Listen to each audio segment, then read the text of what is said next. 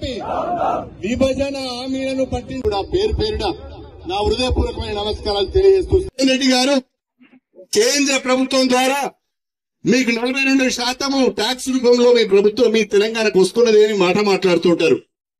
ఈ దద్దమ్మలు ఒక విషయాన్ని అర్థం చేసుకోవాలి. దేశవ్యాప్తంగా ఉన్న అన్ని రాష్ట్రాలకు కూడా కేంద్ర ప్రభుత్వానికి వచ్చిన ట్యాక్స్ లో 42% మళ్ళీ ఆ రాష్ట్రాలకు అభివృద్ధి కోరుకు నిధులు కేటాయిస్తున్నారు. ఒక తెలంగాణకి ఇవ్వడం లేదు. ఈ దద్దమ్మలు అర్థం చేసుకోవాల్సిన విషయం ఏంటంటే ఆంధ్రప్రదేశ్ కు అదనంగా నిధులు ఇస్తున్నారు. బీహార్ లో ఎన్నికలు ఉన్నాయి కాబట్టి బీహార్ లో అదనంగా నిధులు ఇస్తున్నారు. అదేవిధంగా ఇతర ఎక్కడైతే బీజేపీ పాలిత రాష్ట్రాలు ఉన్నాయో అక్కడ కూడా అదనంగా నిధులు ఇస్తున్నారు. మరి తెలంగాణకు అదనంగా నిధులు ఎందుకు ఇవ్వరు? ఫైనాన్స్ కమిషన్ సిఫారసుల ద్వారా లేదా కేంద్ర ప్రభుత్వం రాజ్యాంగం ద్వారా రాష్ట్రాలకు ఇచ్చే నిధులు వస్తున్నాయే తప్ప అదనంగా మీ పలుకుబడిని ఉపయోగించి ₹1 అన్న తెలంగాణకు తీసుకొచ్చారని అడుగుతున్నా. తెలంగాణ నుంచి ఎన్నికైన 80 లోకసభ సభ్యులు దద్దమ్మలని చెప్పడంలో చవటలని చెప్పడంలో నాకు ఎలాంటి సందేహం లేదు. ఈ దద్దమ్మలు చవటలు తెల్లారి లేస్తే కాంగ్రెస్ పార్టీ పైన కాంగ్రెస్ ప్రభుత్వం పైన విమర్శలు చేయడం, పత్రికా విలేకరుల సమావేశం పెట్టడం తప్ప మరొకటి మీరు చేయలేదు. మీకు కాస్త తెలంగాణ రక్తం మీలో ఉంటే, తెలంగాణ పౌరుషం మీలో ఉంటే నరేంద్ర మోడీ గారిని ఒప్పించండి, బీజేపీని ఒప్పించండి, అదనంగా తెలంగాణకు నిధులు తీసుకొచ్చి మీ పలుకుబడి ఏంటో నిరూపించుకోండి అని చెప్పి నేను ఈ సందర్భంగా ప్రత్యేకంగా ఈ తెలంగాణ నుంచి ప్రాతినిధ్యం ఇస్తున్న బీజేపీ ఎంపీలను కోరుతున్నా. అదేవిధంగా కేంద్రంలో ఉన్న మంత్రులు కిషన్ రెడ్డి గారు, బండి సంజయ్ గారు గంగిరెద్దులాగా తల ఊపడం కాదు. నరేంద్ర మోడీ ఏది చెప్తే దానికి తల ఊపడం కాదు. కేంద్ర ప్రభుత్వం ఏదంటే దానికి తల ఊపడం కాదు. బీజేపీ నాయకత్వం ఏది చెప్తే దానికి తల ఊపడం కాదు.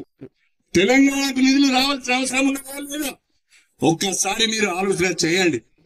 మీకు నిజంగా తెలంగాణ అభివృద్ధి చేయాలనే చిత్తశుద్ధి ఉంటే, సంకల్పం ఉంటే తక్షణమే అదనంగా విభజన హామీలను అదనంగా నిధులు తీసుకురండి, విభజన హామీలను నెరవేర్చే ప్రయత్నం చేయండి అని చెప్పి నేను ఈ సందర్భంగా తెలియజేస్తున్నా. ఒక ఆయన బడ్జెట్ ప్రవేశపెట్టిన రోజుంటే హైదరాబాద్ లో ప్రెస్ మీట్ పెట్టి ఈ బడ్జెట్ ఓహో నరేంద్ర మోడీ అద్భుతం, నిర్మలా సీతారామన్ అద్భుతం అని అంటున్నారు. నిర్మలా సీతారామన్ గారు బడ్జెట్ ప్రవేశపెడుతున్న సందర్భంగా గురజాడ అప్పారావు గారిది ఒక సూక్తి తీసుకొని చెప్పారు. దేశం అంటే మనుషులో, దేశం అంటే మట్టి కాదు అని ఒక మాట మాట్లాడారు. మేము కూడా అంటున్నాం, దేశం అంటే మనుషులో, ఈ దేశంలోనే తెలంగాణ ఉందో ఇది గుర్తించని చెప్పి తెలియజేస్తున్నాం. తెలంగాణలో ఉన్న వాళ్ళు మనుషులు కాదా అని అడుగుతున్నాం. తెలంగాణలో ఉన్న వాళ్ళు మనుషులుగా నిర్మలా సీతారామన్ గారికి కనిపించలేదా అని చెప్పి నేను అడుగుతున్నా. గురజాడ అప్పారావు గారు రాసిన పద్యాన్ని పాడడమే కాదు, దాని యొక్క అర్థాన్ని, దాని యొక్క భావాన్ని అర్థం చేసుకొని దాన్ని స్ఫూర్తిగా తీసుకొని మీరు పనిచేయవలసిన అవసరం ఉన్నది. చేశారా నేను అడుగుతున్నా. నిర్మలా సీతారామన్ గారు ఒక న్యూస్ రీడర్ లెక్క బడ్జెట్ చదివిందే తప్ప ఆమె వాస్తవాలు ఆమెకు తెలివి. ఎందుకంటే క్షేత్రస్థాయి నుంచి రాలే ఆమె ఎన్నడూ కూడా సర్పంచ్ కాలే, ఎమ్మెల్యే కాలే, ఎంపీ కాలే, డైరెక్ట్ గా దొడ్డిదారిన వచ్చింది, దొడ్డిదారిన మంత్రి అయింది. కాబట్టి ఆమెకు ప్రజల అవసరాలు తెలియడం లేదు అని చెప్పి నేను ఈ సందర్భంగా తెలియజేస్తున్నాను.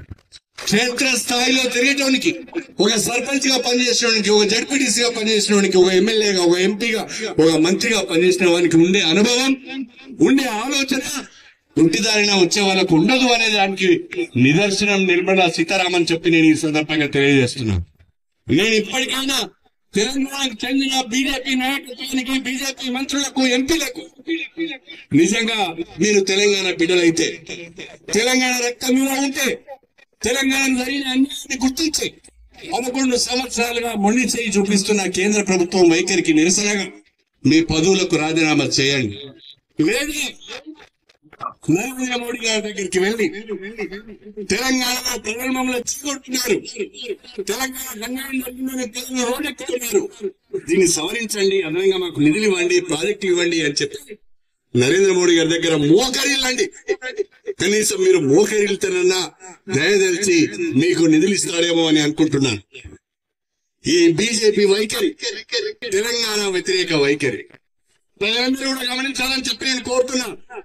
మొదటి నుండి కూడా బీజేపీది తెలంగాణ వ్యతిరేక వైఖరి, మొదటి నుండి బీజేపీది దళిత వ్యతిరేక వైఖరి, మొదటి నుండి కూడా బీజేపీది మైనార్టీ వ్యతిరేక వైఖరి.